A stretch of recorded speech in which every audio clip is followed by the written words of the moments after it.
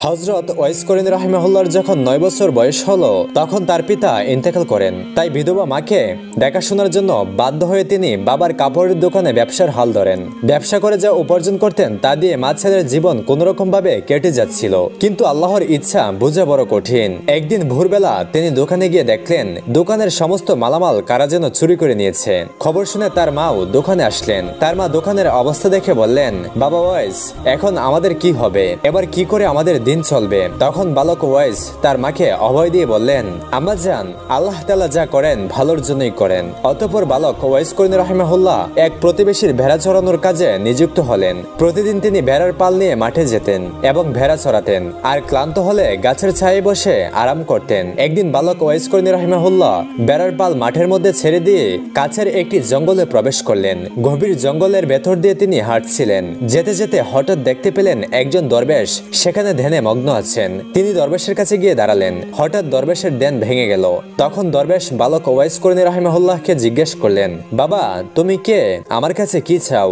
বালক ওয়াইস করিন রাহিমাহুল্লাহ নিজের পরিচয় এবং অবস্থার কথা বর্ণনা দিলেন। তার অবস্থা শুনে দরবেশের দয়া হলো, তাই তাকে নিজের কাছে বসিয়ে অনেক সময় ধরে আলোচনা করলেন এবং বললেন, তুমি সময় পেলে আমার এখানে এসো, কিন্তু সাবধান, কাউকে সাথে নিয়ে আসবে না, আর আমার কথা কারো কাছে বলবে না। তারপর থেকে বালক ওয়াইস করিন রাহিমাহুল্লাহ বেড়াগুলো মাঠে ছেড়ে দিয়ে প্রতিদিন সেই দরবেশের আস্তানায় যেতেন। দরবেশ তাকে যা উপদেশ দিতেন তিনি তা মনোযোগ দিয়ে শুনতেন। তিনি সেখানে যতক্ষণ থাকতেন ততক্ষণ তার দুনিয়ার কোনো কথাই মনে থাকতো না। দরবেশ যখন বলতেন, বাবা যাও, এখন তুমি তোমার মালিকের ভেড়ার পাল দেখাশোনা করো, তখন তার ভেড়ার কথা মনে পড়তো এবং সেখান থেকে চলে আসতেন। একদিন দিনের বেলা ভেড়ার পাল নিয়ে বাড়িতে ফিরলেন। তখন মালিক দেখতে পেল যে অনেকগুলো ভেড়া হারিয়ে গিয়েছে। মালিক তাকে জিজ্ঞেস করলেন, হে ওয়াইস, আমার ভেড়াগুলো কমলো কেন? তুমি রাখালের দায়িত্ব থাকা অবস্থায় ভেড়াগুলো কোথায় হারিয়ে গেল? তখন ওয়াইস করিন রাহিমাহুল্লাহ মালিককে কোনো উত্তর দিতে পারলেন না। ফলে মালিক রেগে গিয়ে তাকে কাজ থেকে বহিষ্কার করে দিলেন। অতঃপর তিনি চাকরি হারিয়ে আবার সেই দরবেশের কাছে চলে গেলেন। সারাদিন দরবেশের কথা শুনতেন আর বিকালবেলা জঙ্গল থেকে কিছু ফলমূল নিয়ে মায়ের কাছে আসতেন। অতঃপর ওয়াইস করিন রাহিমাহুল্লাহ তরুণ যুবকে পরিণত হলেন। তখন তিনি নিজের বাড়িটা বিক্রি করে মাকে নিয়ে দূর জঙ্গলে চলে গেলেন। সেখানে একটা ছোট্ট ঘর বানিয়ে দুজনে নির্জনে বসবাস করতে শুরু করলেন। বাড়ি বিক্রির টাকা দিয়ে তিনি একটি দুধের উট কিনলেন। ফলে উটের দুধ আর জঙ্গলের ফলমূল খেয়েই তাদের দুজনের দিন কোনোরকম কেটে যেতে লাগলো। তারপর থেকে তিনি আর কখনো লোকালয়ে বের হতেন না। সেখানে তিনি ইবাদত বন্দেগী করতেন আর অন্ধ মায়ের খেদমত করতেন। তিনি যদিও আল্লাহ রাসূলের যুগের মুসলিম ছিলেন, কিন্তু অন্ধ মাকে রেখে কখনো রাসূলের সাথে দেখা করতে যেতে পারেননি। এদিকে একদিন সাহাবীদের সাথে কথা বলার সময় নবী করিম সাল্লাল্লাহু আলাইহি ওয়াসাল্লাম বললেন, আমার উম্মতের মধ্যে এমন একজন লোক আছেন যার সুপারিশে আল্লাহ তাআলা বনি মুজার এবং বনি রবিয়াদের যত বকরি রয়েছে এবং বকরিগুলোর গায়ে যত পশম রয়েছে ঠিক ততগুলো গুনাহগার উম্মতকে ক্ষমা করে আল্লাহ সুবহানাহু ওয়া তাআলা জান্নাত দান করবেন। তখন সাহাবায়ে কেরাম জিজ্ঞেস করলেন, হে আল্লাহর রাসূল, কে সেই ভাগ্যবান উম্মত? রাসূল সাল্লাল্লাহু আলাইহি ওয়াসাল্লাম বললেন, তার নাম হচ্ছে ওয়াইস করনী। তখন সাহাবায়ে কেরাম বললেন, কিন্তু কই, আমরা তো এই নামের কাউকে কোনোদিন আপনার কাছে আসতে দেখিনি, আপনি কি তাকে চেনেন? নবী করিম সাল্লাল্লাহু আলাইহি ওয়াসাল্লাম বললেন, আমি তাকে অবশ্যই চিনি, কিন্তু আজ পর্যন্ত তার সাথে আমার সরাসরি দেখা সাক্ষাৎ হয়নি। এসব শুনে সাহাবায়ে কেরাম তাজ্জব হয়ে গেলেন। তারা তার পরিচয় জানার জন্য এবং তাকে খুঁজে বের করার জন্য অস্থির হয়ে গেলেন। কিন্তু নবী করিম সাল্লাল্লাহু আলাইহি ওয়াসাল্লাম যতদিন জীবিত ছিলেন ততদিন কেউ তার পরিচয় জানতে পারেননি এবং তার সাথে দেখাও করতে পারেননি। একদিন কয়েকজন সওদাগর খাবারের জিনিসপত্র বোঝাই করা নৌকা নিয়ে সাগর পাড়ি দিয়ে মিশর থেকে মদিনায় যাচ্ছিল। ওই নৌকায় ছিঁড়া কাপড় পরা একজন পাগল ছিল। যাত্রীদের মধ্যে কেউ তাকে চিনত না। অতঃপর নৌকা যখন সাগরের মাঝখানে গেল তখন আসমান মেঘাচ্ছন্ন হয়ে গেল। দেখতে দেখতে প্রচন্ড ঝড় শুরু হয়ে গেল। ফলে প্রচন্ড ঝড়ের কারণে নৌকা ডুবে যাওয়ার মতো অবস্থা হয়ে যায়। যাত্রীদের সবাই আতঙ্কিত হয়ে আল্লাহ তাআলাকে ডাকতে লাগলো। এমন সময় হঠাৎ পাগলটা নৌকা থেকে পানিতে নেমে গেল। সমস্ত যাত্রীরা অবাক হয়ে গেল, কারণ পাগলটা দিব্যি পানির উপর দাঁড়িয়ে ছিল। তারপর পাগলটি পানির উপর নামাজ পড়া শুরু করলো। নামাজ শেষ হলে সে যাত্রীদের দিকে তাকালো। এই দৃশ্য দেখে যাত্রীরা বুঝে গেল নিশ্চয়ই তিনি আল্লাহওয়ালা বুজুর্গ মানুষ। সবাই তখন চিৎকার করে বলল, হুজুর, আমাদের জন্য আপনি দোয়া করুন। তখন তিনি বললেন, তোমরা তোমাদের মাল এবং দুনিয়ার মায়া ছেড়ে দিয়ে বিসমিল্লাহ বলে নৌকা থেকে নেমে আমার কাছে চলে আসো। যাত্রীরা বলল, হুজুর, আমরা পানির উপর দিয়ে কিভাবে যাব? তখন তিনি রেগে গেলেন এবং বললেন, তোমরা দেরি করো না, তাড়াতাড়ি নৌকা থেকে নেমে আসো। তখন যাত্রীরা মনে মনে ভাবলেন যে এমনিতেও তো মরতে হবে, পানিতে নামলেও তো মরতেই হবে, তার চেয়ে ভালো তার কথা মেনেই দেখি কি হয়। এই ভেবে তারা সবাই নৌকা থেকে পানিতে নেমে পড়লো। কিন্তু আশ্চর্যের বিষয়, তাদের মনে হচ্ছিল তারা যেন মাটির উপর দাঁড়িয়ে আছে, তারা কেউই তলিয়ে যাচ্ছিল না। ফলে তারা হেঁটে হেঁটে পানির উপর দিয়ে তার কাছে গিয়ে দাঁড়ালো। সঙ্গে সঙ্গে নৌকাটি মালসহ সাগরের তলায় তলিয়ে গেল। তখন বুজুর্গ সবাইকে উদ্দেশ্য করে বললেন, তোমরা সবাই টাকা পয়সা এবং মালামালের আশা ছেড়ে দিয়েছো বলেই তোমাদের জান, তোমাদের জীবন বেঁচে গেল। যদি লোভ সামলাতে না পেরে নৌকায় থাকতে, তাহলে তোমরা পানিতে ডুবে মারা যেতে। অতঃপর তারা পানির উপর দিয়ে হেঁটে হেঁটে সমুদ্রের কিনারায় গিয়ে উঠলেন। তখন সমস্ত যাত্রীরা সেই বুজুর্গকে বললেন, হুজুর, দয়া করে যদি আপনি আপনার পরিচয়টা দিতেন তাহলে আমরা খুশি হতাম। তখন তিনি বললেন, আমার নাম ওয়াইস করনি, ইয়েমেন প্রদেশ নামক গ্রামের বাসিন্দা আমি। তখন যাত্রীরা বলল, হুজুর, মদিনায় দুর্ভিক্ষ দেখা দিয়েছে। খবর পেয়ে গরিবদের জন্য খাদ্যশস্য নিয়ে মিশর থেকে সেখানে যাচ্ছিলাম, কিন্তু নৌকা সহ সব জিনিসপত্র ডুবে গেল। আমরা এখন মদিনায় গিয়ে গরিবদেরকে কি দিব? তখন ওয়াইস করনি রাহিমাহুল্লাহ বললেন, নৌকার মালপত্র এবং খাবার দাবার জিনিসগুলি যদি তোমরা ফিরে পাও, তাহলে কি সত্যিই তোমরা মদিনায় গিয়ে সেগুলো গরিবদেরকে দিবে? তখন তারা বলল, জি হুজুর, গরিবদেরকে সাহায্য করার জন্যই আমরা মিশর থেকে আসলাম। তখন ওয়াইস করনি রাহিমাহুল্লাহ 2 রাকাত নামাজ পড়ে মোনাজাত করলেন, আল্লাহ তাআলার কাছে কি যেন বললেন। অতঃপর তাদেরকে বললেন, ওই যে দেখো, তোমাদের নৌকা খাদ্যশস্য সহ সমুদ্রের তীরে বেশি রয়েছে, তোমরা যাও, নৌকা নিয়ে জলদি মদিনায় চলে যাও। তারা অবাক হয়ে তাকিয়ে দেখলো সত্যি সত্যি মালভর্তি নৌকাটি সমুদ্রের তীরে বেশি রয়েছে। অতঃপর তারা ওয়াইস করনির দিকে ফিরে তাকালো, কিন্তু সেই বুজুর্গ ওয়াইস করনি রাহিমাহুল্লাহ আর সেখানে ছিলেন না। চোখের পলকে তিনি কোথায় যেন অদৃশ্য হয়ে গেলেন। অতঃপর হযরত ওমর রাদিয়াল্লাহু তাআলা আনহুর খেলাফতকালে দ্বিতীয় খলিফা হযরত ওমর রাদিয়াল্লাহু তাআলা আনহু এবং হযরত আলী রাদিয়াল্লাহু তাআলা আনহু কুফার একটি মসজিদে উপস্থিত হয়ে মুসল্লিদেরকে উদ্দেশ্য করে বললেন, হে কুফা নগরীর অধিবাসীরা, আপনাদের মধ্যে কি কেউ ওয়াইস করনিকে চেনেন? মুসল্লিদের মধ্য থেকে কয়েকজন জবাব দিলেন, জি না হুজুর, আমরা ওয়াইস করনি নামে কাউকে চিনি না। তখন খলিফা আবার বললেন, আপনাদের মধ্যে কোন এলাকার বাসিন্দা কেউ থাকলে দয়া করে উঠে দাঁড়ান। তখন একজন উঠে দাঁড়ালো। খলিফা তাকে জিজ্ঞেস করলেন, আপনি ওয়াইস করনিকে চেনেন? তখন লোকটি বলল, হুজুর, ওয়াইস করনি নামে যে লোকটিকে আমি চিনি সে তো একজন পাগল, সে জঙ্গলে থাকে, জঙ্গলের ভেতর উট ছড়িয়ে বেড়ায়, অত্যন্ত আজব মানুষ সে। লোকেরা যখন হাসে তখন সে কাঁদে, আর লোকেরা যখন কাঁদে সে তখন হাসে। এই কথা শুনে হযরত ওমর ফারুক রাদিয়াল্লাহু তাআলা আনহু এবং হযরত আলী রাদিয়াল্লাহু তাআলা আনহু লোকটাকে সঙ্গে নিয়ে তাকে তালাশ করার জন্য বের হলেন। বহু খোঁজাখুঁজির পর তারা দেখতে পেলেন একজন লোক একটা গাছের নিচে নামাজ পড়ছেন, পাগলের মতো তার চেহারা। হযরত ওমর রাদিয়াল্লাহু তাআলা আনহু এবং হযরত আলী রাদিয়াল্লাহু তাআলা আনহু সেই গাছের কাছে গিয়ে চুপচাপ দাঁড়িয়ে রইলেন। অতঃপর হযরত ওয়াইস করনি রাহিমাহুল্লাহ নামাজ শেষ করে দুজনের দিকে ফিরে তাকালেন। হযরত আলী রাদিয়াল্লাহু তাআলা আনহু এবং হযরত ওমর রাদিয়াল্লাহু তাআলা আনহু প্রথমে ওয়াইস করনিকে সালাম দিলেন, তিনিও তাদের সালামের জবাব দিলেন। অতঃপর হযরত ওমর রাদিয়াল্লাহু তাআলা আনহু তাকে জিজ্ঞেস করলেন, আপনি কে? দয়া করে আপনার পরিচয় দিন। তখন ওয়াইস করনি রাহিমাহুল্লাহ বললেন, আমি আব্দুল্লাহ। হযরত ওমর রাদিয়াল্লাহু তাআলা আনহু বললেন, আমরা সবাই তো আব্দুল্লাহ অর্থাৎ আল্লাহর বান্দা, আমরা আপনার বাবা মার দেওয়া নামটি জানতে চাই। তখন তিনি বললেন, আমার বাবা মা আমার নাম রেখেছিলেন ওয়াইস, কিন্তু লোকেরা আমাকে ওয়াইস করনি বলে ডাকে। তখন হযরত ওমর রাদিয়াল্লাহু তাআলা আনহু বললেন, হুজুর, আপনার ডান হাতটি দয়া করে আমাকে দেখাবেন কি? তখন ওয়াইস করনি রাহিমাহুল্লাহ তার ডান হাতটি এগিয়ে দিলেন। তারা দুজনেই তার ডান হাতের তালুতে দিরহাম আকারের একটি সাদা দাগ দেখতে পেলেন। তারপর তারা নিজেদের পরিচয় দিয়ে বললেন, প্রিয় নবীজি হযরত মুহাম্মদ সাল্লাল্লাহু আলাইহি ওয়াসাল্লাম তার ইন্তেকালের আগে তার এক প্রিয় উম্মতের আকৃতির কথা আমাদেরকে বলে গিয়েছেন। আমরা আপনার আকৃতি প্রকৃতি এবং হাতের তালুতে থাকা নিদর্শন দেখে বুঝতে পারলাম নবী করিম সাল্লাল্লাহু আলাইহি ওয়াসাল্লাম তার ইন্তেকালের পূর্বে যে বুজুর্গের কথা বলে গিয়েছিলেন আপনি সেই ব্যক্তি, আপনি সেই ওয়াইস আল করনি। হে প্রিয় হযরত মুহাম্মদ সাল্লাল্লাহু আলাইহি ওয়াসাল্লাম স্বয়ং আপনাকে সালাম জানিয়েছেন এবং তার পবিত্র দেহের জুব্বা মুবারক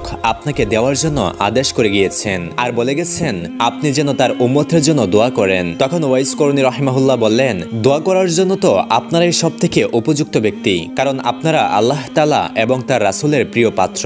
তখন ওমর রাদিয়াল্লাহু তাআলা আনহু বললেন, আমরা তো রাসূল সাল্লাল্লাহু আলাইহি ওয়াসাল্লামের উম্মতের জন্য দোয়া করেই থাকি, তবুও আপনি রাসূল সাল্লাল্লাহু আলাইহি ওয়াসাল্লামের অনুরোধ রক্ষা করুন। তখন ওয়াইস করনি রাহিমাহুল্লাহ বললেন, হে খলিফা ওমর, আপনি হয়তো ভুল করছেন, রাসূল সাল্লাল্লাহু আলাইহি ওয়াসাল্লাম হয়তো অন্য কোনো ওয়াইসের কথা বলে গিয়েছেন, কারণ রাসূল সাল্লাল্লাহু আলাইহি ওয়াসাল্লামের সাথে আমার কোনোদিন দেখা হয়নি, এমনকি তার পবিত্র দেহের জুব্বার মর্যাদা রক্ষা করার যোগ্যতাও আমার নেই। তখন ওমর রাদিয়াল্লাহু তাআলা আনহু বললেন, না হুজুর, আমি একটু ভুল করিনি, রাসূল সাল্লাল্লাহু আলাইহি ওয়াসাল্লাম আমাকে যেসব নিদর্শনের কথা বলে গিয়েছিলেন তার প্রত্যেকটি আমি আপনার মধ্যে দেখতে পেয়েছি, সুতরাং আমার মনে এই কথা বলতে বিন্দু বিন্দুমাত্র সন্দেহ নেই যে আপনাকে রাসূল সাল্লাল্লাহু আলাইহি ওয়াসাল্লাম তার পবিত্র দেহের জুব্বাটি প্রদান করতে বলে গিয়েছেন। তখন ওয়াইস করিনী রাহিমাহুল্লাহ বললেন, বেশ, তাহলে রাসূল সাল্লাল্লাহু আলাইহি ওয়াসাল্লামের পবিত্র দেহের জুব্বা মোবারক আমাকে দিন, আমি এই জুব্বা পরিধান করে তার উম্মতের জন্য দোয়া করি। তখন হযরত ওমর রাদিয়াল্লাহু তাআলা আনহু ওয়াইস করিনী রাহিমাহুল্লাহর হাতে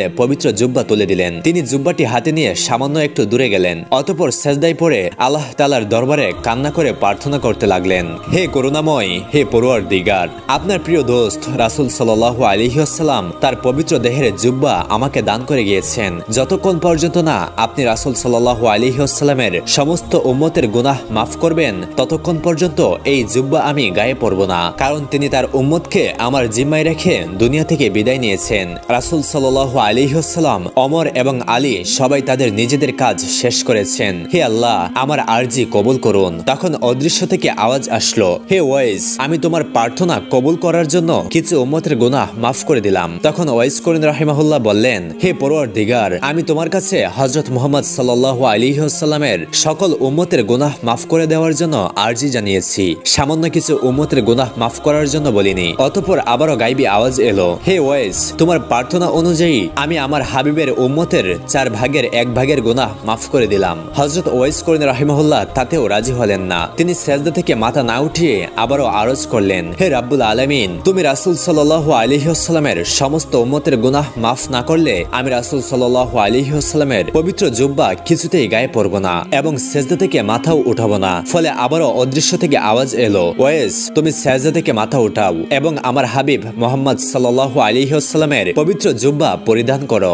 আমি শুধু তোমার প্রার্থনার খাতিরে রাসূল সাল্লাল্লাহু আলাইহি ওয়াসাল্লামের পাপী উম্মতের অর্ধেককে মাফ করে দিলাম। হযরত ওয়াইস করিনী রাহিমাহুল্লাহ এবং রহমানুর রহিমের মধ্যে যখন এমন কথা চলছিল, তখন আমিরুল মুমিনিন হযরত ওমর রাদিয়াল্লাহু তাআলা আনহু এবং হযরত আলী রাদিয়াল্লাহু তাআলা আনহু তার কাছে গিয়ে হাজির হলেন। তাদের দুজনের উপস্থিতিতে হযরত ওয়াইস করিনী রাহিমাহুল্লাহর দেন ভেঙে গেল। আশেক এবং মাশুকের গোপন সূত্র ছিন্ন হওয়ায় তিনি সেজদা থেকে মাথা উঠিয়ে অত্যন্ত দুঃখের সাথে বললেন, কেন আপনারা এই সময় আমার সামনে এলেন? আপনারা যদি আর কিছুক্ষণ সময় অপেক্ষা করতেন, তাহলে আমি হুজুর সাল্লাল্লাহু আলাইহি ওয়াসাল্লামের সমস্ত উম্মতকে মাফ না করা পর্যন্ত সেজদা থেকে মাথা উঠাতাম না। আপনারা আমার সামনে এসে সবকিছু নষ্ট করে দিলেন। তারপর ওয়াইস করিনী রাহিমাহুল্লাহ রাসূল সাল্লাল্লাহু আলাইহি ওয়াসাল্লামের পবিত্র জুব্বা পরিধান করলেন। অতঃপর আবারও আল্লাহ তাআলার দরবারে প্রার্থনা জানালেন, হে পরওয়ারদিগার, হে পরম দয়াময় আল্লাহ, তুমি তোমার পেয়ারা হাবিবের এই পবিত্র জুব্বার বরকতে বনি রবিয়া এবং বনি মুজার গোত্রের মেষপালের পশমের সমান সংখ্যক উম্মতে মুহাম্মাদের গুনাহ মাফ করে দাও। মুনাজাতের পর তিনি হযরত ওমর রাদিয়াল্লাহু তাআলা আনহু এবং হযরত আলী রাদিয়াল্লাহু তাআলা আনহুর দিকে তাকিয়ে বললেন, মেহেরবানি করে মহান আল্লাহ তাআলা বনি রবিয়া এবং বনি মুজার গোত্রের মেষপালের সমস্ত মেষের পশমের সমান সংখ্যক উম্মতে মুহাম্মাদের গুনাহ মাফ করে দিতে রাজি হয়েছেন। অতঃপর হযরত আলী রাদিয়াল্লাহু তাআলা আনহু ওয়াইস করিনী রাহিমাহুল্লাহকে বললেন, হুজুর, আপনি রাসূল সাল্লাল্লাহু আলাইহি ওয়াসাল্লামের সাথে কখনো দেখা করলেন না কেন, অথচ তার প্রতি আপনার এত মহব্বত? তখন ওয়াইস করিনী রাহিমাহুল্লাহ প্রশ্নের জবাবে বললেন, আপনারা কি নবী করিম সাল্লাল্লাহু আলাইহি ওয়াসাল্লামকে নিজের চোখে কোনোদিন দেখেছেন? তখন হযরত আলী রাদিয়াল্লাহু তাআলা আনহু বললেন, আমরা তো সবসময় নবী করিম সাল্লাল্লাহু আলাইহি ওয়াসাল্লামের সাথে ওঠা বসা করতাম, সুতরাং তাকে অবশ্যই দেখেছি। তখন ওয়াইস করিনী রাহিমাহুল্লাহ বললেন, আচ্ছা বলুন তো, তার চোখের ব্রো দুটি সম্পূর্ণ জোড়ো ছিল নাকি আলাদা ছিল? তখন তারা দুজনেই তার প্রশ্নের সঠিক জবাব দিতে পারলেন না। তারা বললেন, আমরা তো কোনোদিন হুজুর সাল্লাল্লাহু আলাইহি ওয়াসাল্লামের চেহারার দিকে তাকিয়ে কথাই বলিনি, তাই আমরা এই বিষয়ে লক্ষ্য করিনি। তখন ওমর রাদিয়াল্লাহু তাআলা আনহু ওয়াইস করিনী রাহিমাহুল্লাহকে তার নিজের জন্য দোয়া করতে অনুরোধ করলেন। তখন ওয়াইস করিনী রাহিমাহুল্লাহ বললেন, আমি প্রতি ওয়াক্ত নামাজের পরেই এই বলে দোয়া করে থাকি, হে পরম করুণাময় আল্লাহ, সমস্ত মুমিন এবং মুমিনাদের গুনাহ তুমি মাফ করে দাও। আপনি যদি খাঁটি ঈমান নিয়ে কবরে যেতে পারেন, তাহলে আমার এই দোয়াই যথেষ্ট। এই দোয়াই আপনাকে খুঁজে বের করবে। তখন ওমর রাদিয়াল্লাহু তাআলা আনহু ওয়াইস করিনী রাহিমাহুল্লাহর কাছে আরো কিছু নসিহত শুনতে চাইলেন। তখন ওয়াইস করিনী রাহিমাহুল্লাহ বললেন, আপনি কি সর্বশক্তিমান আল্লাহ তাআলাকে চিনেন? যদি তাকে ছাড়া অন্য আর কাউকে না চিনেন, তাহলে আল্লাহ তাআলাকে জানাই আপনার জন্য সবচেয়ে ভালো। অতঃপর তিনি ওমর রাদিয়াল্লাহু তাআলা আনহুকে জিজ্ঞেস করলেন, হে ওমর, আল্লাহ কি আপনার সম্বন্ধে জানেন? তখন ওমর রাদিয়াল্লাহু তাআলা আনহু বললেন, তিনি হলেন আলিমুল গায়েব, নিশ্চয়ই তিনি আমার সম্বন্ধে সবকিছু জানেন। তখন ওয়াইস করিনী রাহিমাহুল্লাহ বললেন, তিনি ছাড়া আর কেউ যদি আপনাকে না জানে না চিনে, তাহলে সেটাই আপনার জন্য ভালো। অতঃপর হযরত ওমর রাদিয়াল্লাহু তাআলা আনহু ওয়াইস করিনী রাহিমাহুল্লাহকে কিছু নাজরানা দিতে চাইলেন। জবাবে ওয়াইস করিনী রাহিমাহুল্লাহ নিজের পকেট থেকে 2টি দিরহাম বের করে বললেন, উট সরিয়ে এই দিরহাম দুটো পেয়েছিলাম, আপনি কি আমাকে এই নিশ্চয়তা দিতে পারবেন যে এগুলো খরচ না করা পর্যন্ত পর্যন্ত আমি এই দুনিয়াতে বেঁচে থাকবো, যদি পারেন তাহলে আমাকে নাজারানা দিন। আমি নিজে কিন্তু বিশ্বাস করতে পারছি না যে এই দিরহাম দুটো খরচ করার সুযোগ আমি পাবো, হয়তো তার আগেই আমাকে দুনিয়া ছেড়ে চলে যেতে হবে।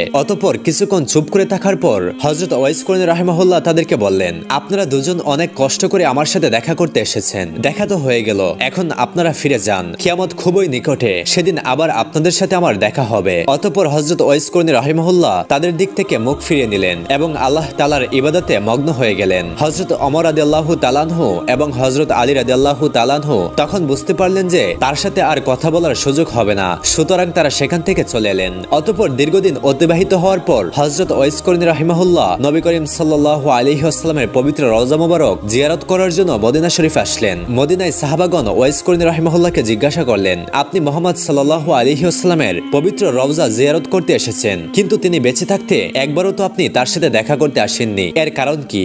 জবাবে হযরত ওয়াইস করনী রাহিমাহুল্লাহ বললেন, আমার বৃদ্ধা, অচল এবং অন্ধ মাকে ফেলে ইচ্ছে থাকা সত্ত্বেও আমি আসতে পারিনি। তখন সাহাবায়ে কেরাম বললেন, আমাদের সবারই তো পিতামাতা ছিলেন, কিন্তু আমরা তো আমাদের পিতামাতার চেয়ে নবী করিম সাল্লাল্লাহু আলাইহি ওয়াসাল্লামকে মন প্রাণ দিয়ে বেশি ভালোবাসতাম। তখন ওয়াইস করনী রাহিমাহুল্লাহ বললেন, আপনারা তো সবসময় রাসূল সাল্লাল্লাহু আলাইহি ওয়াসাল্লামের দরবারে ছিলেন, তাকে কাছ থেকে প্রতিদিনই দেখেছেন, তাকে মন উজাড় করে ভালোবাসতেন, আচ্ছা বলুন তো দেখি তার চেহারা মোবারক কেমন ছিল? তখন সাহাবায়ে কেরাম রাসূল সাল্লাল্লাহু আলাইহি ওয়াসাল্লামের চেহারার কিছু বর্ণনা দিতে শুরু করলেন। তখন ওয়াইস করনী রাহিমাহুল্লাহ বললেন, আপনারা যা বললেন সে তো তার বাহিরের আকৃতির কথা, কিন্তু তার বাতিনি আকৃতির কথা তো কিছুই বললেন না। সাহাবায়ে কেরাম তখন জবাব দিতে না পেরে বললেন, হুজুর তাহলে আপনি বলুন। তখন ওয়াইস করনী রাহিমাহুল্লাহ এমন ভাবে রাসূল সাল্লাল্লাহু আলাইহি ওয়াসাল্লামের আকৃতির বর্ণনা দিলেন যে সাহাবায়ে কেরাম কেউই তার কথা অস্বীকার করার কোনো সুযোগ পেলেন না। তার বর্ণনা শুনে নতুন করে তারা নবীজিকে দেখতে পেলেন, তখন তারা সবাই কেঁদে ফেললেন। অতঃপর তিনি পবিত্র রওজা মুবারক জিয়ারত করতে গেলেন।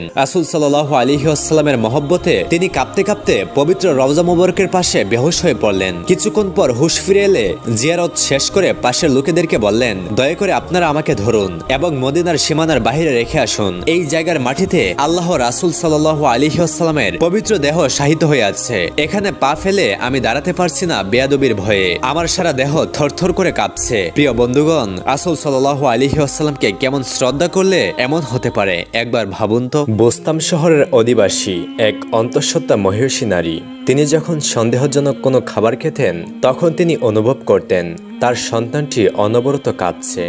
যতক্ষণ এই খাবার পেটে থাকতো ততক্ষণ পর্যন্ত এই কাঁপুনি চলত। শেষ পর্যন্ত তিনি মুখে আঙুল দিয়ে বমি করে সেই খাবার বের করে দিতেন, আর তখন বাচ্চাটিও স্থির হয়ে যেত। আসলে মায়ের গর্ভে থেকেই এই শিশু বেলায়েত অর্জন করেছিলেন, যা আল্লাহ তাআলা থেকে পাওয়া অমূল্য সম্পদ। অতঃপর যথাসময়ে ওই নারী একটি ফুটফুটে শিশুর মা হলেন, আর পরবর্তীতে এই শিশুই হয়েছিলেন সর্বকালের অন্যতম শ্রেষ্ঠ একজন আল্লাহর ওলি, হযরত বাইজিদ বোস্তামী রহমাতুল্লাহি আলাইহি। শিশুকালে তিনি পিতাকে হারানোর পর তার মাতা তাকে দিন শিক্ষার জন্য একটি মাদ্রাসায় ভর্তি করেন। একদিন মাদ্রাসায় বাইজিদ বোস্তামী রহমাতুল্লাহি আলাইহি পবিত্র কুরআনুল কারীমের একটি আয়াত পড়লেন। ওই আয়াতে আল্লাহ তাআলা বলেছিলেন, তুমি আমার প্রতি এবং তোমার পিতামাতার প্রতি কৃতজ্ঞ হও। সূরা লোকমানের এই আয়াত পড়ে ওস্তাদের কাছ থেকে এই আয়াতের মর্ম জানলেন। অতঃপর মাদ্রাসা ছুটির আগেই ওস্তাদের অনুমতি নিয়ে বাড়িতে চলে গেলেন। অসময়ে পুত্রকে বাড়িতে আসতে দেখে বাইজিদ বোস্তামীর মা উৎকণ্ঠিত হলেন।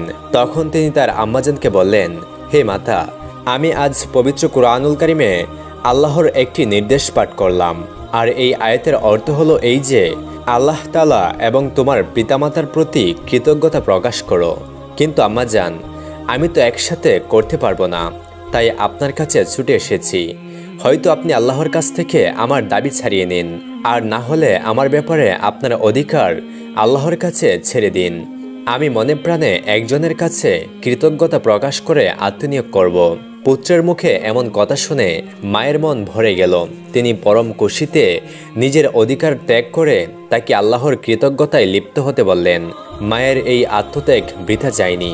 তার এই ত্যাগের জন্য আল্লাহ বাইজিদ বোস্তামী রহমাতুল্লাহি আলাইহিকে এত উন্নত মর্যাদা দান করলেন যে তিনি বিশ্বের শ্রেষ্ঠ মনীষীদের মধ্যে একজন হলেন। একদিনের ঘটনা, রাতের বেলায় ঘুমন্ত অবস্থায় হঠাৎ বাইজিদ বোস্তামী রহমাতুল্লাহি আলাইহির মায়ের পানি পিপাসা পেল। তখন মা বাইজিদকে ডেকে বলল, হে পুত্র, আমাকে এক গ্লাস পানি দাও, আমার অনেক পিপাসা পেয়েছে। মায়ের এই কথা শুনে বাইজিদ বুস্তামি পানি আনতে গেলেন, কিন্তু ঘরে এক ফোঁটা পানিও নেই। তাই তিনি ঘর থেকে বের হয়ে গেলেন পানি আনার জন্য। কিন্তু যখন তিনি পানি নিয়ে আসলেন তখন তার মা ঘুমিয়ে পড়েছেন। তখন তিনি ভাবলেন মাকে ঘুম থেকে জাগানো ঠিক হবে না, আবার তারও ঘুমাতে যাওয়া ঠিক হবে না, কারণ যে কোনো সময় মা পানি চাইতে পারেন। এইসব চিন্তা করে তিনি পানি নিয়ে মায়ের পাশে সারা রাত দাঁড়িয়ে রইলেন। শীতের কনকনে রাত, হিমেল বাতাস আর ঠান্ডা, তার হাত পা অবশ হয়ে যাওয়ার উপক্রম হলো, আর দুচোখ বেয়ে নামছে প্রচণ্ড ঘুম। কিন্তু এসব কিছু বাদ দিয়ে মায়ের যদি ঘুম ভেঙে যায়, এই চিন্তায় তিনি গ্লাস হাতে নিয়ে দাঁড়িয়ে রইলেন। অতঃপর রাত শেষে ভোর হলো। মা তার চোখ খুলতেই পাশে দাঁড়িয়ে থাকা পুত্রকে দেখতে পেলেন। তখন তিনি বললেন, হে বৎস, সারা রাত ধরে তুমি এত কষ্ট কেন করলে? পানির গ্লাস এখানে রেখে চলে গেলেই তো হতো। মায়ের কথা শুনে বাইজিদ বুস্তামি রহমতুল্লাহি আলাই বললেন, হে আম্মাজান, আপনার পিপাসার কথা মনে রেখে আমি আর ঘুমাতে যেতে পারিনি, সারা রাত ধরে দাঁড়িয়ে আছি। পুত্রের এমন কাজ দেখে মায়ের চোখে পানি চলে আসলো। অতঃপর তিনি আল্লাহর কাছে দোয়া করলেন, হে আল্লাহ, আমার পুত্রকে আপনি আপনার বন্ধুদের নেতা বানিয়ে দিন। মায়ের এই দোয়া আল্লাহ কবুল করলেন। অতঃপর যা হওয়ার তাই হলো। একবার মায়ের কাছ থেকে বিদায় নিয়ে বাইজিদ বুস্তামি রহমতুল্লাহি আলাই সিরিয়ায় যাত্রা শুরু করলেন। সেখানে গিয়ে এক নির্জন অরণ্যে পৌঁছে একটানা 3 বছর আল্লাহর ধ্যানে মগ্ন থাকলেন। অতঃপর 113 জন সাধক পুরুষের সাথে দেখা করে তাদের দৃষ্টি ও দোয়া লাভ করেন। আর এদের মধ্যে অন্যতম ছিলেন হযরত জাফর সাদেক রহমতুল্লাহি আলাই। একদিন হযরত জাফর সাদিক রহমতুল্লাহি আলাই বলেন, হে বাইজিদ বুস্তামি, থাক থেকে একটি বই নিয়ে আসো। কিন্তু এখানে সমস্যা হলো বইটি কোন তাকে আছে তা তিনি জানতেন না। অতঃপর তিনি এই বিষয়ে জাফর সাদেক রহমতুল্লাহি আলাইকে জিজ্ঞাসা করলেন। জাফর সাদিক রহমতুল্লাহি আলাই বললেন, তুমি কতদিন ধরে এখানে রয়েছো, অথচ কোন তাকে বই আছে তা তুমি জানো না? তখন বাইজিদ বুস্তামি রহমতুল্লাহি আলাই বললেন, আপনার সামনে মাথা উঁচু করে এদিকে ওদিকে তাকানোর তো কোনো প্রয়োজন হয়নি, আর কোনো কিছু দেখার জন্য আমি এই দরবারে আসিনি। তখন হযরত জাফর সাদিক রহমতুল্লাহি আলাই বুঝে গেলেন এই শিষ্য অন্য কোনো শিষ্যের মতো নয়। অতঃপর তিনি তাকে তার শহরে ফিরে যেতে বললেন। ওস্তাদের কথা মতো তিনি বুস্তাম শহরের দিকে রওনা দিলেন। এদিকে পুত্রের ফিরে আসার অপেক্ষায় মা জননী আল্লাহ তাআলার কাছে দোয়া করছিলেন আর বলছিলেন, হে আল্লাহ, আপনি আমার পুত্রের মঙ্গল করুন। আপনার অলিগণ যেন তার প্রতি সন্তুষ্ট থাকেন। আপনি তার পবিত্র ইচ্ছা পূর্ণ করুন। এদিকে ঘরের দরজায় দাঁড়িয়ে বাইজিদ বুস্তামি রহমতুল্লাহি আলাই তার মায়ের কথাগুলো শুনছিলেন। আর মায়ের দোয়া শুনে তার বুক ফেটে কান্না আসছিল। তিনি মাকে ডাক দিয়ে বললেন, আম্মাজান, আপনার অদম সন্তান আপনার কাছে চলে এসেছে। মা তখন ঘর থেকে বের হয়ে কান্নায় ভেঙে পড়লেন আর বললেন, তুমি আসতে এত দেরি করলে কেন বাবা? আমি তোমার জন্য কেঁদে কেঁদে অন্ধ হয়ে যাচ্ছি। মা ছেলের এই আনন্দবিদুর মুহূর্তে যেন আকাশ বাতাস আনন্দে ভরে উঠেছিল। একদিন বাইজিদ বুস্তামি রহমতুল্লাহি আলাই হজ করার জন্য রওনা দিলেন। ধীরে ধীরে নফল নামাজ আদায় করতে করতে দীর্ঘ 12 বছর পর মক্কায় এসে উপস্থিত হলেন। মক্কায় হজ সম্পন্ন হয়ে গেলে তিনি বুস্তাম শহরে ফিরে যান। অতঃপর তিনি আলাদা করে মদিনা পাক রওজা জিয়ারত করার প্রয়োজন অনুভব করলেন। কেননা তখন তার মনে হলো মক্কায় হজের উদ্দেশ্যে উপস্থিত হয়ে ওই সঙ্গে নবী করিম সাল্লাল্লাহু আলাইহি ওয়াসাল্লামের রওজা ভূমি জিয়ারত করা তার রওজার জন্য অমর্যাদাকর, তাই সেখানে যাওয়া উচিত। যাই হোক, তিনি মদিনায় যাবেন এই কথা শুনে তার সহযাত্রী হওয়ার জন্য অনেক লোক হয়, কিন্তু তিনি এত লোককে তার সাথে নিয়ে যাওয়ার ব্যাপারে আগ্রহী ছিলেন না। কিন্তু তাদেরকে রেখে যাওয়া সম্ভব হলো না। তাই তিনি নিরুপায় হয়ে দলবল নিয়ে মদিনায় যাওয়ার জন্য রওনা দিলেন।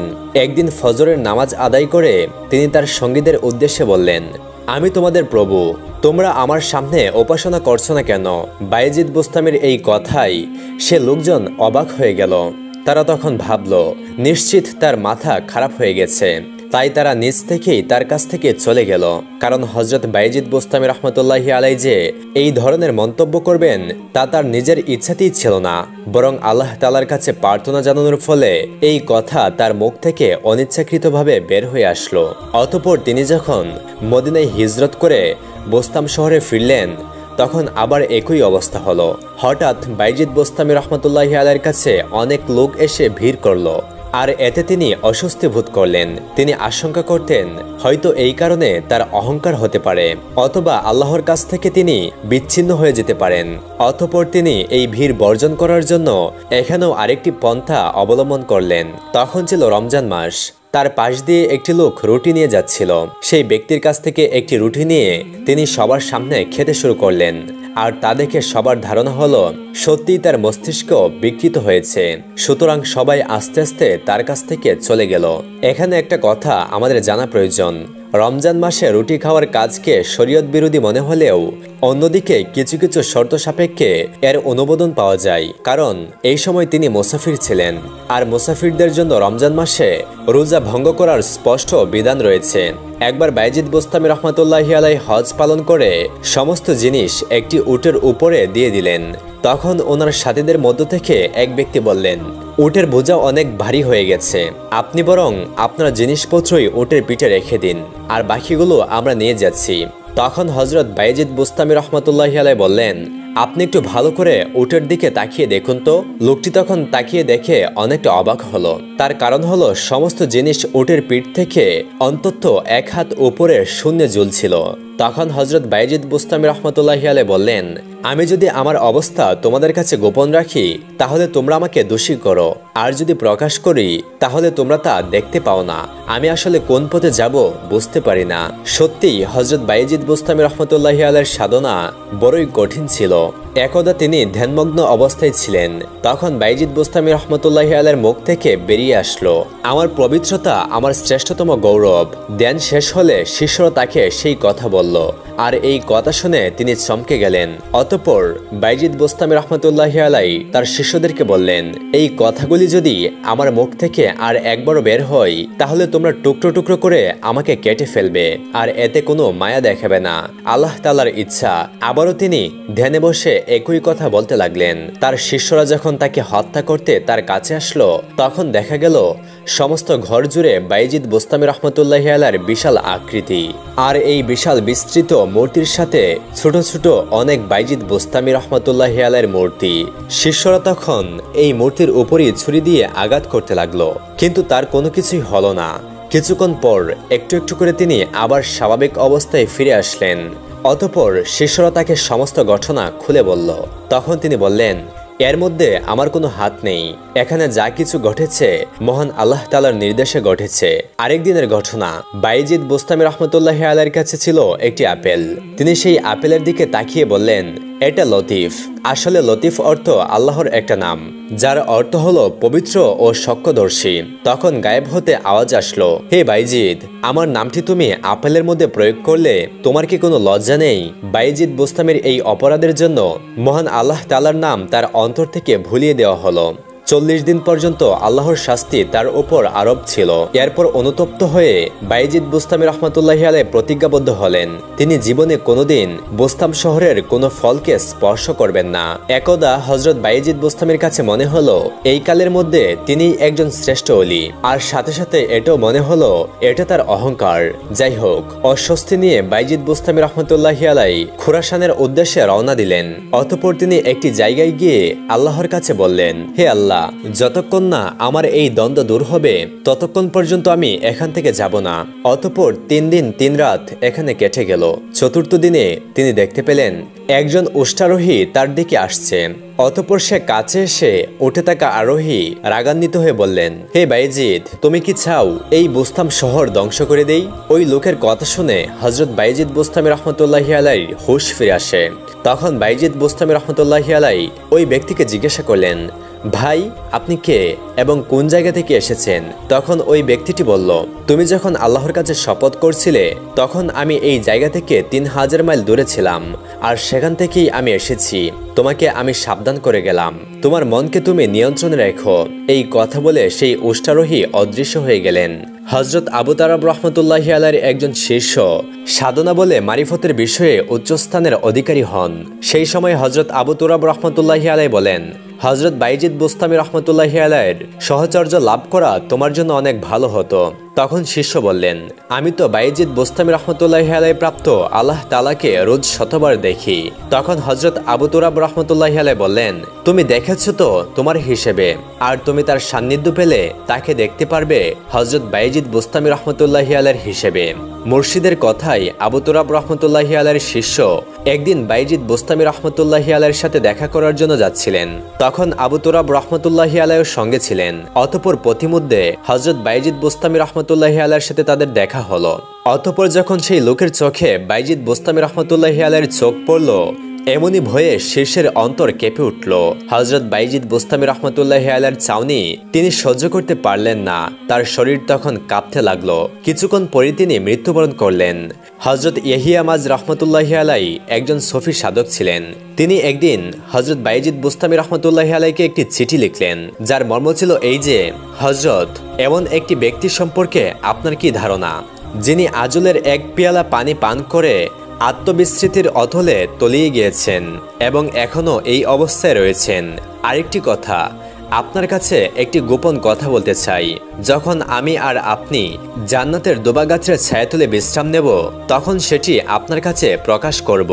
অতঃপর একজন ব্যক্তি পত্রটি হজরত বাইজিদ বুস্তামি রহমতুল্লাহি আলাইহির কাছে নিয়ে গেলেন এবং তার কাছে পৌঁছে দিলেন, আর তার সাথে একটি রুটি দিলেন এবং অনুরোধ করলেন এই রুটিটি খাওয়ার জন্য, কেননা সেই রুটির খামির তৈরি হয়েছে পবিত্র জমজমের পানি দ্বারা। হজরত বাইজিদ বুস্তামি রহমতুল্লাহি আলাইহি পত্রটির উত্তরে লেখলেন, এখানে এমন একজন ব্যক্তি আছেন যিনি আজলের দরিয়াসমূহের সমস্ত পানি পান করে চিৎকার করছেন, কি যে বলবো ভাই, দুবা গাছের ছায়ায় আপনার সাথে বসার জন্য জান্নাতের কি দরকার? যেখানে আল্লাহর স্মরণে থাকেন সেখানেই তো জান্নাত, আর সেখানেই দুবা গাছ। হজরত বাইজিদ বুস্তামি রহমতুল্লাহি আলাইহি হজরত ইয়াহিয়া রহমতুল্লাহি আলাইহির সুপ্ত প্রশ্নটির উত্তর দিয়েছিলেন এবং প্রশ্ন শেষে লিখলেন, আমি আপনার পাঠানো রুটিটি খেতে পারলাম না, কেননা জমজমের পানি দ্বারা রুটির খামির তৈরি হলেও আটা কোন জায়গার তা লিখেননি। চিঠির উত্তর পেয়ে হজরত ইয়াহিয়া রহমতুল্লাহি আলাইহি হজরত বাইজিদ বুস্তামি রহমতুল্লাহি আলাইহির সাথে দেখা করার জন্য বেরিয়ে পড়লেন। অতঃপর যখন তিনি বাইজিদ বুস্তামি রহমতুল্লাহি আলাইহির বাড়িতে পৌঁছে গেলেন, তখন রাতের প্রথম প্রহর অতিবাহিত হয়ে গিয়েছে। এত রাতে তার সাথে দেখা না করে সারা রাত তিনি বাহিরে কাটিয়ে দিলেন। অতঃপর জানতে পারলেন হজরত বাইজিদ বুস্তামি রহমতুল্লাহি আলাইহি কবরস্থানে আছেন। অতঃপর তিনি সেখানে গেলেন এবং দেখলেন হজরত বাইজিদ বুস্তামি রহমতুল্লাহি আলাইহি ধ্যানমগ্ন অবস্থায় দাঁড়িয়ে আছেন।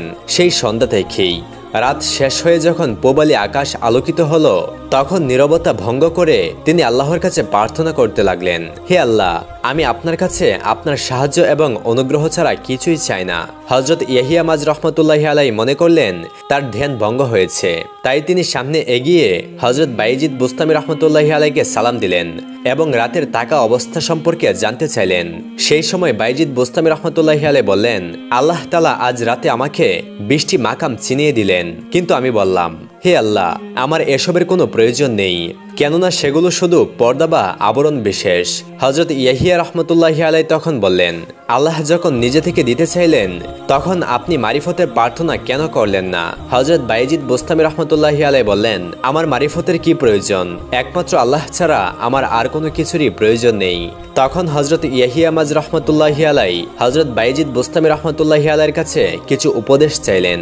তখন তিনি বললেন, যদি আল্লাহ পাক আপনাকে হজরত আদম আলাইহিস সালামের মতো দানশীলতা, হজরত জিবরাইল আলাইহিস সালামের মতো পবিত্রতা, হজরত ইব্রাহিম আলাইহিস সালামের মতো বন্ধুত্ব, হজরত মুসা আলাইহিস সালামের মতো প্রেম আলোরক্তি, হজরত ঈসা আলাইহিস সালামের মতো বিশুদ্ধতা এবং শেষ নবী হজরত মুহাম্মদ সাল্লাল্লাহু আলাইহি ওয়াসাল্লামের মতো ভালোবাসা দান করেন, তবুও আপনি শুধু আল্লাহকে কামনা করবেন, অন্য কিছুর উপর মনোযোগ দেবেন না, কেননা সবকিছুই উদ্দেশ্য পূরণের অন্তরায় হয়ে দাঁড়ায়।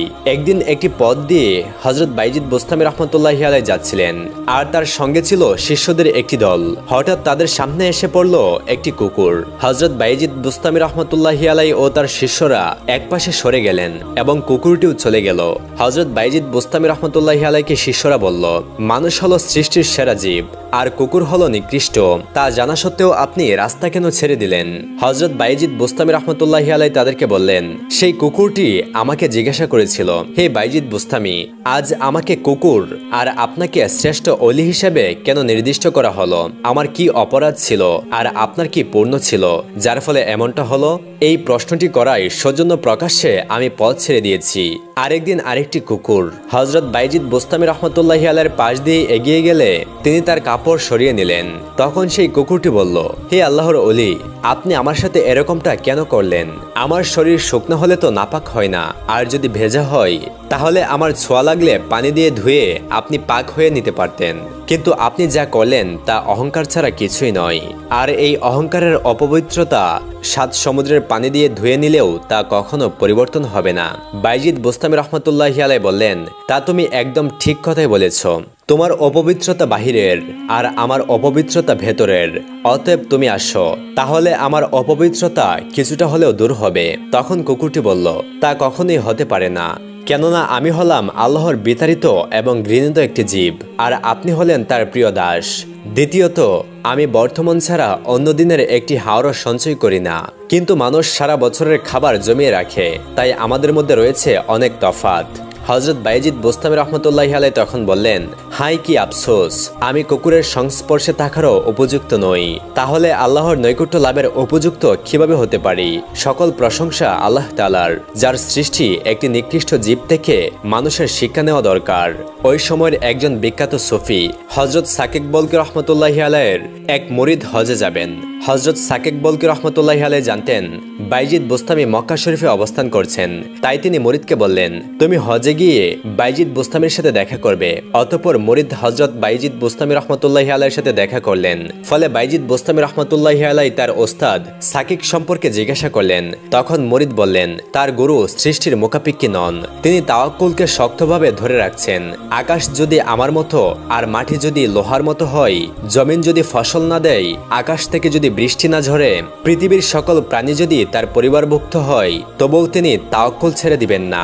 মুরিদের কথা শুনে হযরত বাইজিদ বুস্তামি রাহমাতুল্লাহি আলাইহি বললেন, এই যে একেবারে কুফরি ও শিরিকের কাজ।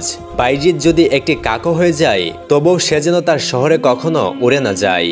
তিনি সাকিক বলকি রাহমাতুল্লাহি আলাইহিকে আরো বললেন, ক্ষুধার্ত হলে মানুষের কাছ থেকে খাদ্য গ্রহণ করে তুমি ক্ষুধা দূর করবে, এটা কোনো অন্যায় নয়। সেক্ষেত্রে তাওয়াক্কুলের কথা মুখে পর্যন্ত আনবে না। আর তার কারণ, আমার ভয় হয় ওই অবস্থায় তুমি এমন পাপ করে বসবে যার ফলে তোমার শহর পর্যন্ত ধ্বংস হয়ে যেতে পারে। অতঃপর মুরিদ দেশে ফিরে গিয়ে তার মুসাফিরদেরকে সব কথা বলবেন। হযরত সাকিক বলকি রাহমাতুল্লাহি আলাইহি বাইজিদ বুস্তামি রাহমাতুল্লাহি আলাইহির মর্ম বুঝতে পারলেন আর তার নিজের ভুল ধরে ফেললেন, কিন্তু সেটা শিশুকে জানতে দিলেন না। তিনি শিষ্যকে বললেন, হযরত বাইজিদ বুস্তামি রাহমাতুল্লাহি আলাইহি নিজে কেমন লোক, তাকে তুমি জিজ্ঞাসা করলে না? মুরিদ কোনো জবাব দিতে না পেরে চলে গেলেন হযরত বাইজিদ বুস্তামি রাহমাতুল্লাহি আলাইহির দরবারে, আর তার পীরের প্রশ্নটি তুলে ধরলেন। হযরত বাইজিদ বুস্তামি রাহমাতুল্লাহি আলাইহি বলেন, এটাই তোমাদের সমস্ত বড় একটি ভুল। আগেই বলেছি আমি তাওয়াক্কিল নই, যদি তাই হতাম তাহলে কেউ কাটা হতাম, কিন্তু যেহেতু কিছুই নই, অতএব আমার তাওয়াক্কুলের প্রশ্নই ওঠে না। হযরত সাকিক বলকি রাহমাতুল্লাহি আলাইহির মুরিদ হযরত বাইজিদ বুস্তামি রাহমাতুল্লাহি আলাইহির কাছে এই কথার ঘোর রহস্য উপলব্ধি করতে না পেরে আবার ফিরে এলেন হযরত সাকিক বলকি রাহমাতুল্লাহি আলাইহির কাছে। এসে দেখলেন তিনি মুমূর্ষু অবস্থায়, তার মৃত্যু আসন্ন। দেরি না করে তিনি বাইজিদ বুস্তামি রাহমাতুল্লাহি আলাইহির কথাগুলো পীরের কাছে বললেন। হযরত সাকিক বলকি রাহমাতুল্লাহি আলাইহি অন্তিম মুহূর্তে তার ভুল বুঝতে পারলেন আর তওবা করলেন। কিছুক্ষণ পরে তিনি শেষ নিঃশ্বাস ত্যাগ করলেন। একবার বোস্তামে অনাবৃষ্টি ও দুর্ভিক্ষ দেখা দিল। শহরবাসী আল্লাহর দরবারে বৃষ্টির জন্য ইস্তেগফার নামাজ আদায় করলো, কিন্তু কিছুই হলো না। এক ফোঁটা বৃষ্টিও আকাশ থেকে ঝরল না। হযরত বাইজিদ বুস্তামি রাহমাতুল্লাহি আলাইহি তখন শহরের বাইরে ছিলেন। হঠাৎ তিনি ফিরে এলেন। শহরের লোকেরা তাকে ধরলেন। তিনি যেন বৃষ্টির জন্য আল্লাহর কাছে দোয়া করেন। হযরত বাইজিদ বুস্তামি রাহমাতুল্লাহি আলাইহি বসে বসে আল্লাহর কাছে কি যেন বললেন। অতঃপর জনগণকে বললেন, তোমরা যাও, বাড়ি ফিরে গিয়ে পানি পানি নিকাশ নালাগুলি পরিষ্কার করো। তারা বাড়ি পৌঁছাবার আগেই সারা আকাশ চেয়ে গেল ঘন কালো মেঘ। মুষলধারী শুরু হয়ে গেল বৃষ্টি, আর তার স্থায়ী হলো দীর্ঘক্ষণ। হযরত বায়েজিদ বুস্তামি রাহমাতুল্লাহি আলাইহির মুর্শিদ ছিলেন একজন বৃদ্ধ মহিলা।